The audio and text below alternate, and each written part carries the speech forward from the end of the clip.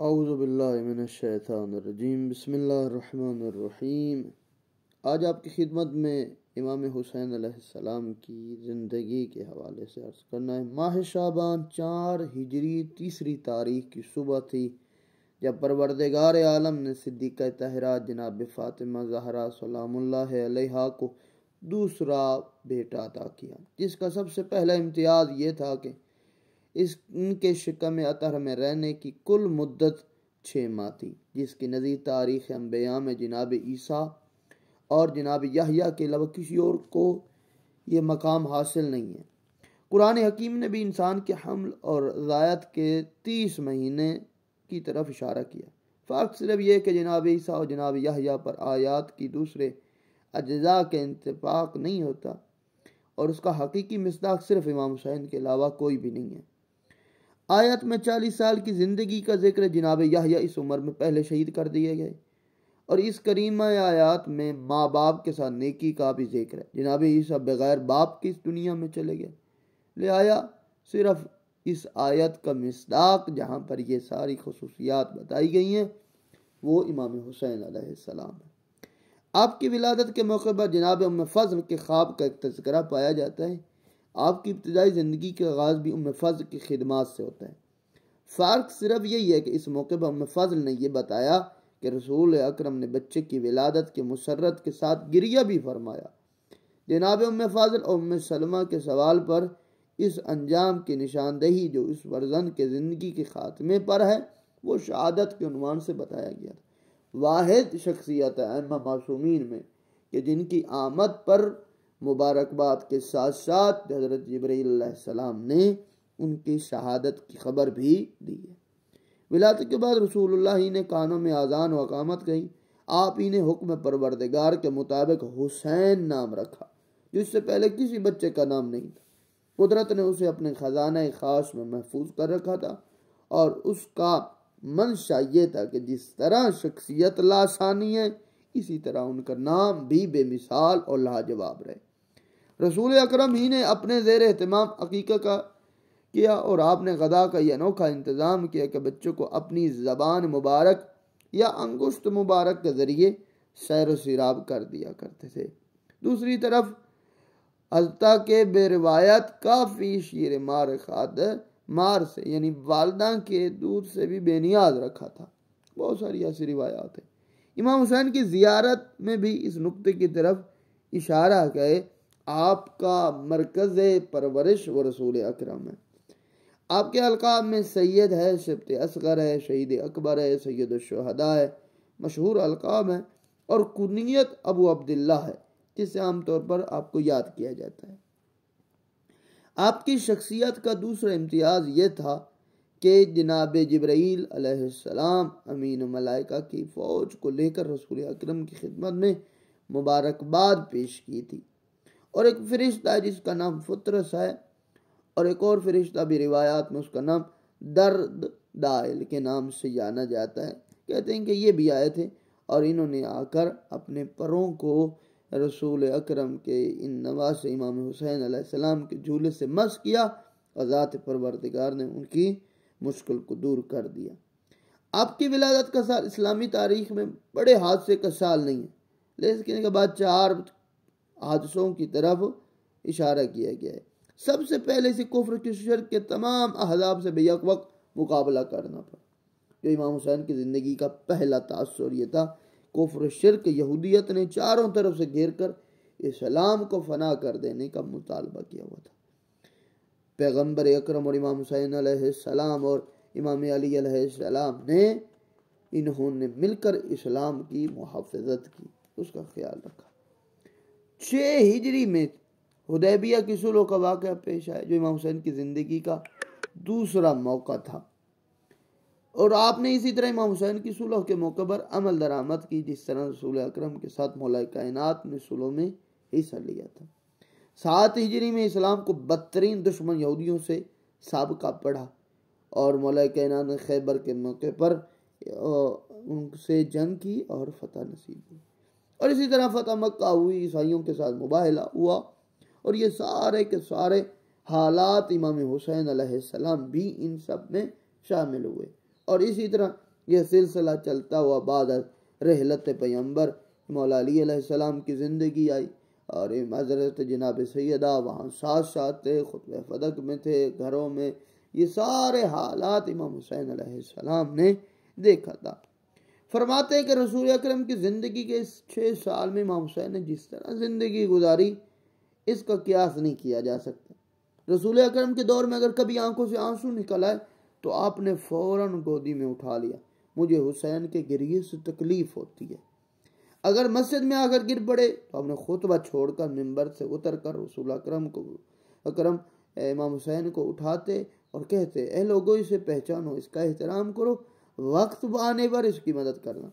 کبھی پشت مبارک پر بیٹھ گئے تو آپ نے سجدے کو طول دے دیا۔ کبھی عید کے دن مچل گئے تو آپ نے پشت پر بٹھا کر ناکا کا انداز اختیار کر دیا۔ کبھی بچہ آہو کا تقاضا کر دیا تو حضور نے اس وقت مطمئن نہیں ہوئے جب تک کہ بچے کو آہو کو حسین کے علیہ السلام کے حوالے نہ کر۔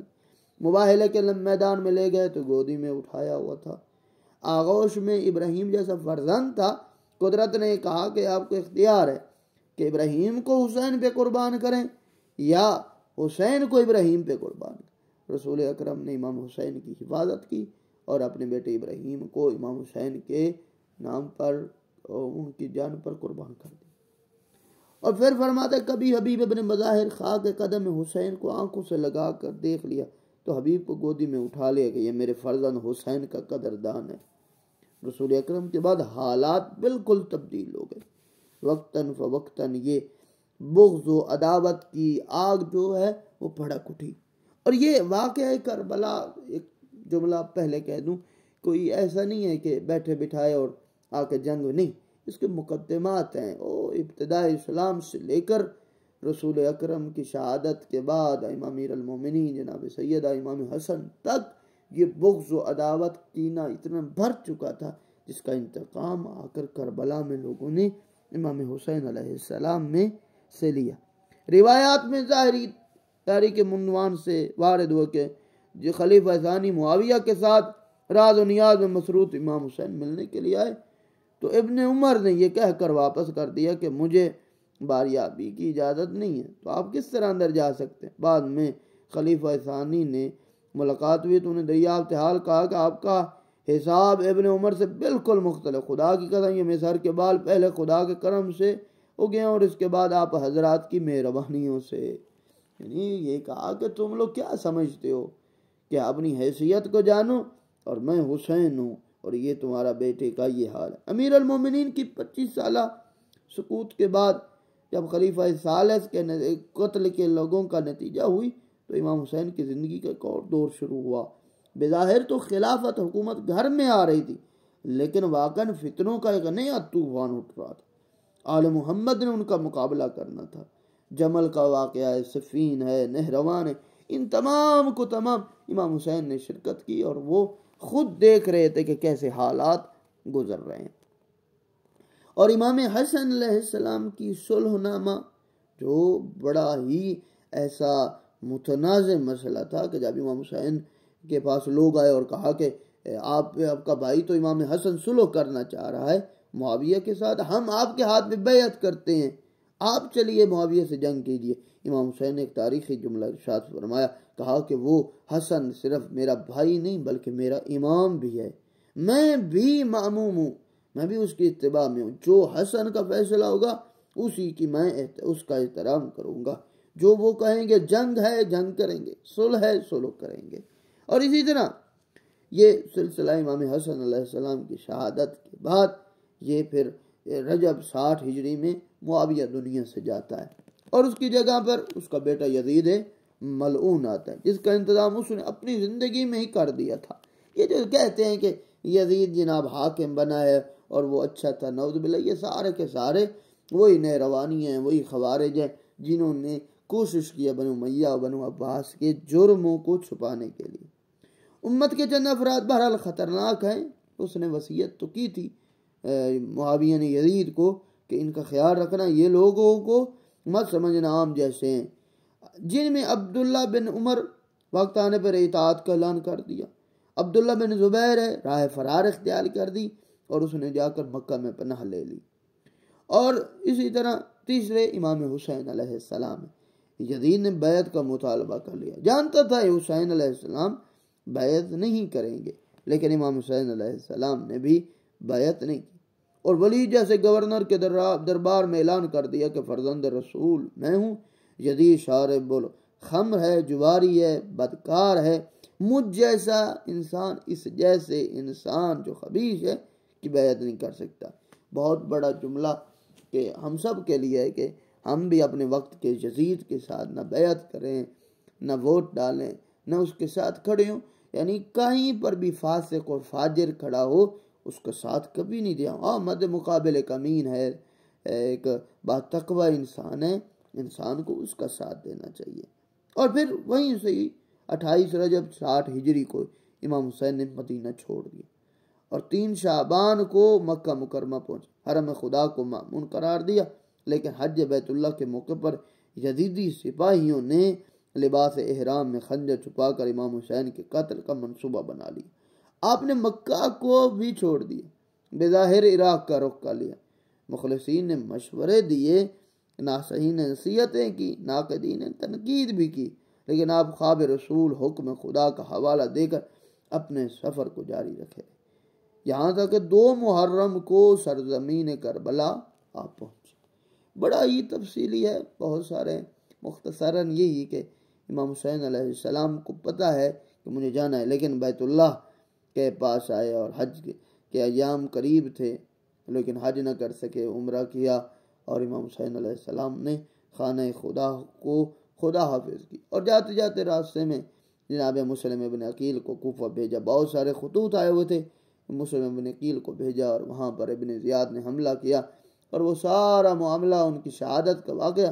پھر امام حسین علیہ السلام نے اپنا رخ کربلا کی طرف کر دیا، اور کربلا جب پہنچے ہیں 2 محرم کو، 3 محرم سے یزیدی فوجوں کا آمد شروع ہو گئی، 5 محرم سے فرات پر ظالموں کا قبضہ ہو گیا، 7 محرم کو خیام حسینی میں پانی بند ہو گیا، 9 محرم کو امام حسین نرغہ آدام میں گھر گئے۔ روز عاشور یزید کے کم سے کم 30,000 سپاہیوں اور امام حسین کے 72 مخلصین کے درمیان قیامت خیز مقابلہ ہونا تھا، اور وہ ہوا، اور عصر کا ہنگام آتے آتے امام حسین اپنے جملہ اصحاب خاندان کے 3 دن بھوکے اور پیاسے راہ خدا میں قربان ہو گئے۔